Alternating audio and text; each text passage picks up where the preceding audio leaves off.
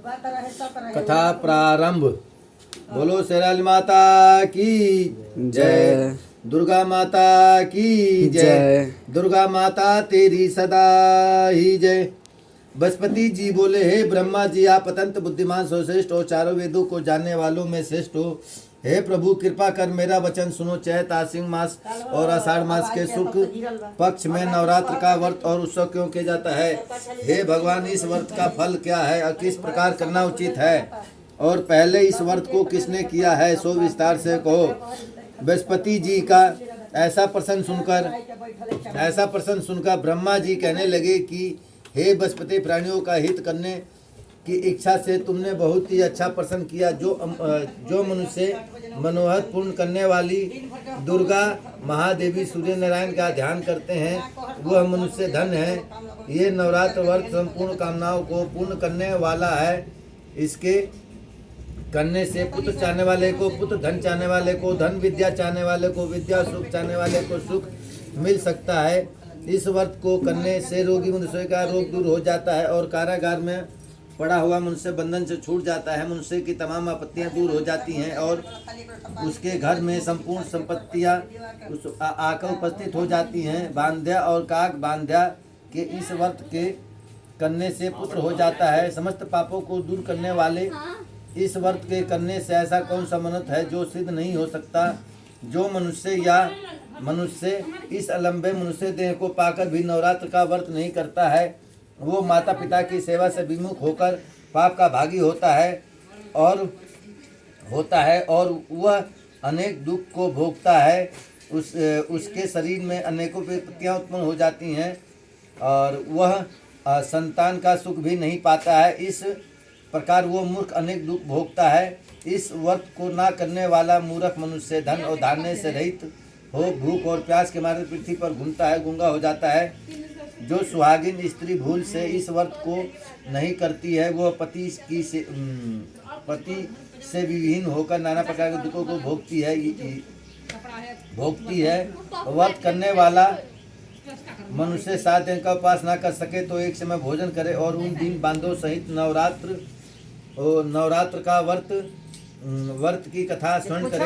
हे बृहस्पति, जिसने पहले इस महाव्रत को किया है उसका पवित्र इतिहास मैं तुम्हें सुनाता हूँ, तुम सावधान होकर सुनो। इस प्रकार ब्रह्मा जी के वचन सुनकर बृहस्पति जी बोले, हे ब्रह्मा जी, मनुष्य का कल्याण करने वाले इस व्रत के इतिहास को मेरे लिए कहो, मैं सावधान होकर सुन रहा हूँ। आपकी शरण आए हुए मुझ पर कृपा करो।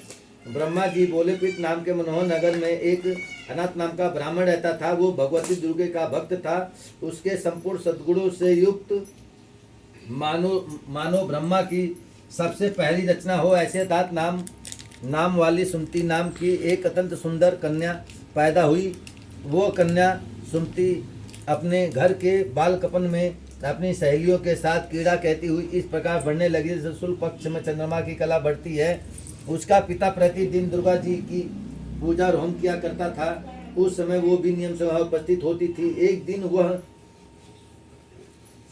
सुमति अपनी सखियों के साथ खेलने लग गई और भगवती के पूजन में उपस्थित नहीं हुई। उसके पिता को पुत्री की ऐसा सावधानी देखकर क्रोध आया और पुत्री से कहने लगा कि पुत्री से कहने लगा कि हे पुत्री, आज प्रभात में तुमने भगवती का पूजन नहीं किया, इस कारण मैं किसी कुष्ठी और दंड मनुष्य के साथ तेरा विवाह करूंगा। इस प्रकार कुपित पिता के वचन सुनकर सुमति को बड़ा दुख हुआ और अपने पिता से कहने लगी कि हे पिताश्री, मैं आपकी कन्या, मैं आपके हर सब तरह से आपके अधीन हूँ। जैसी आपकी इच्छा हो वैसा ही करो। रोगी कुष्ठ अथवा किसी के साथ जैसी तुम्हारी इच्छा हो मेरा विवाह कर सकते हो। वही जो मेरे भाग्य में लिखा है, मेरा तो उस पर संपूर्ण विश्वास है। बोलो शेराली माता की जय, बोलो दुर्गा माता की जय, दुर्गा माता तेरी सदा ही जय। मनुष्य ना जाने किन मंत्रों को चिंतन करता है, पर होता वही जो भाग्य में विधाता ने लिखा है। जो जैसा करता है उसको फल भी उसके अनुसार मिलता है। क्योंकि कर्म करना मनुष्य के अधीन है, पर फल देव के अधीन है। जैसे अग्नि में पड़े हुए तिनाड़े उसको अधिक प्रतिष्ठित कर देते हैं, उसी तरह अपनी कन्या का ऐसा नहीं बता से कहे हुए वचन सुनकर वो ब्राह्मण को और अधिक क्रोध आया। तब उसने अपनी कन्या का विवाह एक कुष्ठी से कर दिया कुष्ठी से कर दिया और अत्यंत क्रुद्ध होकर पुत्री से कहने लगा कि जाओ जाओ जल्दी से अपने कर्म का फल भोगो। देखे केवल भाग्य भरोसे रह के क्या करती है। बोलो शेरावाली माता की जय, दुर्गा माता की जय, दुर्गा माता तेरी सदा ही जय। इस प्रकार से कहे हुए पिता के कठोचनों को सुनकर अपने मन में विचार करने लगती है कि और मेरा बड़ा दुर्भाग्य है जिससे मुझे ऐसा पति मिला। इस तरह अपने दुखों का विचार करती हुई वह सुनती अपने पति के साथ वन को चली गई। भना मन शुल्काई उस स्थान पर बड़े कष्ट के साथ रात व्यतीत की। उस गरीब बालिका की ऐसी दशा देखकर भगवती पूर्ण पुष्प के प्रभाव से प्रकट होकर सुमति से कहने लगी कि हे दीन ब्राह्मणी, मैं तुझ पर प्रसन्न हूँ, तुम जो चाहो बता मांग सकती हो, मैं प्रसन्न होने पर मनवासी फल देने वाली हूँ। इस प्रकार भगवती दुर्गे का वचन सुनकर ब्राह्मणी कहने लगती है कि आप कौन हैं जो मुझ पर प्रसन्न हुई हो, ये सब मेरे लिए कहो और अपनी कृपा दृष्टि से मुझ दीनदासी की कृतार्थ करो। ऐसा ब्राह्मणी का वचन सुनकर देवी कहने लगती है कि मैं आदि शक्ति हूँ, मैं ही ब्रह्मा विद्या सरस्वती हूँ। मैं प्रसन्न होने पर प्राणियों का दुख दूर उसको सुख प्रदान करती हूँ। हे ब्राह्मणी, मैं तुझ पर तेरे पूजन का पुष्प के प्रभाव से प्रसन्न हूँ। बोलो शेरावाली माता की जय, दुर्गा माता की जय, दुर्गा माता तेरी सदा ही जय। मैं तुम्हारे पूजन का वृतांत सुनाती हूँ, सुनो। तू पूजन निषाद भील की स्त्री थी और अति पतिव्रता थी। एक दिन तेरे पिता निषाद ने चोरी करने के कारण तुम दोनों को सिपाहियों ने पकड़ लिया और ले जाकर जेल खाने में कैद कर दिया। उन लोगों ने तेरे को तेरे पति को भोजन भी नहीं दिया। इस प्रकार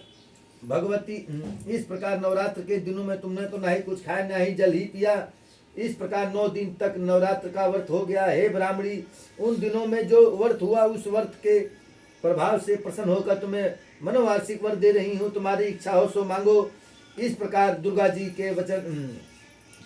के कहे हुए वचन सुनकर ब्राह्मणी बोली कि अगर आप मुझ पर प्रसन्न है तो हे दुर्गे माँ, मैं आपको प्रणाम करती हूँ। बोलो शेरावाली माता की जय, दुर्गा माता की जय, दुर्गा माता तेरी सदा ही जय।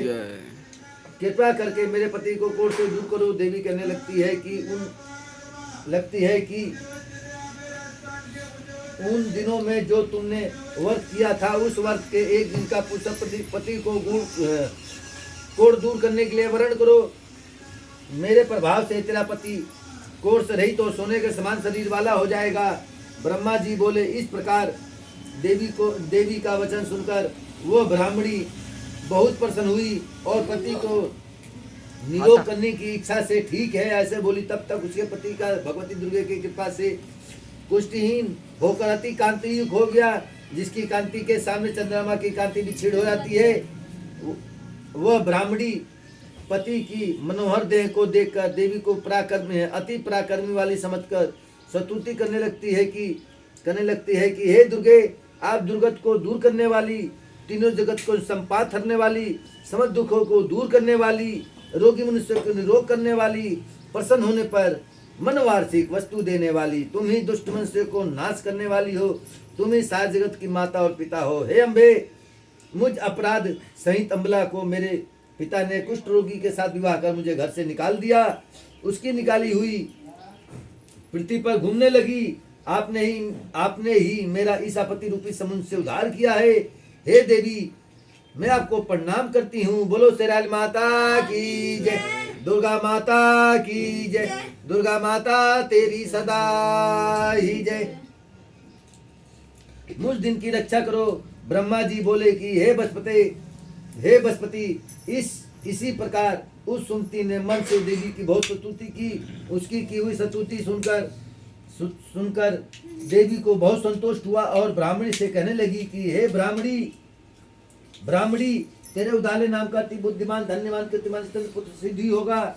ऐसा कहकर वो देवी उस ब्राह्मणी से फिर कहने लगी कि हे ब्राह्मणी, और भी कुछ तेरी इच्छा हो वही मनवासी वस्तु मांग सकती है। ऐसा भगवती दुर्गे का वचन सुनकर सुमति बोली कि हे भगवती दुर्गे, अगर आप मुझ पर प्रसन्न हुए तो कृपा कर मुझे नवरात्र विधि बताइए। हे दयावती, जिस विधि से नवरात्र व्रत करने से आप प्रसन्न होती हैं उस विधि और उसके फल को मेरे लिए विस्तार से वर्णन करे। इस प्रकार ब्राह्मणी के वचन सुनकर दुर्गा कहने लगती है कि हे ब्राह्मणी, मैं तुम्हारे लिए संपूर्ण पापों को दूर करने वाली करने वाली नवरात्र व्रत और विधि को बतलाती हूँ, जिसको सुनने से तमाम पापों को छूटकर मोक्ष की प्राप्ति होती है। आश्विन मास के शुक्ल पक्ष की प्रतिपत्ता से लेकर 9 दिन तक विधि पूर्वक व्रत करें। यदि दिन भर का व्रत ना कर सके तो एक समय भोजन करें। पढ़े लिखे ब्राह्मण से पूछकर धन स्थापना करे और वाटिका बनाकर उसको प्रतिदिन जल से सींचे। महाकाली, महालक्ष्मी, महासरस्वती इनकी मूर्तियां बनाकर इनकी नित्य विधि सहित पूजा करे और पुष्प की विधि पूर्वक आधे दे। बिजोड़ा के फूल से आधे देने से रूप की प्राप्ति होती है। जायफल से, कृति, दाग से कार्य की सिद्धि होती है। आंवले से सुख और केले से भूषण की प्राप्ति होती है। इस प्रकार फलों से आधे देकर यथा विधि हवन करे। कांड, घी, गेहूं, शहद, जो, तिल, बिम्ब, नारियल, कदम्ब और दाख कदम्ब इनसे हवन करे। गेहूं से होम करने से लक्ष्मी की प्राप्ति होती है। खीर एवं चंबा से पुष्प, धन और पत्तों से तेज और सुख की प्राप्ति होती है। आंवले से कीर्ति और केले से पुत्र की प्राप्ति होती है। कमल से राज, सम्मान और दाखों से सुख संपत्ति की प्राप्ति होती है।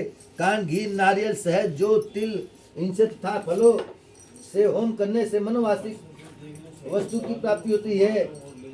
इस प्रकार व्रत करने वाला मुझसे इस विधान से होम कर आचार्य को निमता के साथ प्रणाम करे। बोलो शरण माता की जय, दुर्गा माता की जय, दुर्गा माता तेरी सदा ही जय। और यज्ञ की सिद्धि के लिए इन्हें दक्षिणा दे। इस महाव्रत को पहले बताई हुई विधि के अनुसार जो कोई करता है उसके संबंध सिद्ध हो जाते हैं। इसमें तनिक भी संदेह नहीं। इन 9 दिनों में जो कुछ दान दिया जाता है उसका करोड़ गुना फल मिलता है। इस नवरात्र के व्रत करने से यशमेव यज्ञ का फल मिलता है। हे ब्राह्मणी, इस संपूर्ण कामनाओं को पूर्ण करने वाले उत्तम व्रत को तीर्थ मंदिर तथा घर में ही विधि के अनुसार करे। ब्रह्मा जी बोले कि हे बृहस्पति, इस प्रकार ब्राह्मणी को व्रत और विधि और फल बताकर देवी बोलो शरण माता की जय, दुर्गा माता की जय, दुर्गा माता तेरी सदा ही जय। अंदर ध्यान हो गई। जो मनुष्य या स्त्री इस व्रत को भक्ति पूर्वक करता है, इस लोक में सुख भोग कर अंत में दुर्बल मोक्ष को प्राप्त करता है। हे बृहस्पति, इस दुर्बल व्रत का महात्म मैंने तुम्हारे लिए बतलाया है। ऐसा ब्रह्मा जी के वचन सुनकर बृहस्पति जी आनंद के कारण रोमांचित हो गए और ब्रह्मा जी से कहने लगे कि हे ब्रह्मा जी, आपने मुझ पर कृपा की जो अमृत के समान इस नवरात्र व्रत और विधि को महात्म को बताया सुनाया। हे प्रभु, आपके बिना कौन इस महात्म को सुना सकता है। ऐसा बृहस्पति जी के वचन सुनकर ब्रह्मा जी बोले कि हे बृहस्पति, तुमने सब प्राणियों का हित करने वाले इस अलौकिक व्रत को पूछा है, इसलिए तुम धन्य हो। ये भगवती शक्ति संपूर्ण लोगों का पालन करने वाली है। इस महादेवी को प्रभात को कौन जान सकता। बोलो शेराल माता की जय, दुर्गा माता की जय, दुर्गा माता तेरी सदा ही जय। शिव गुरु की जय, लक्ष्मी माता की जय, दुर्गा माता की जय, धरती माता की जय, चामुंडा माता की जय, सूर्य भगवान की जय, बजरंग बली की जय, धरती माता की जय, समस्त देवी देवताओं की जय। ये हमारी हवन की तैयारी हो रही है। सब कुछ डल गया हवन में। इसके बाद हवन होगा।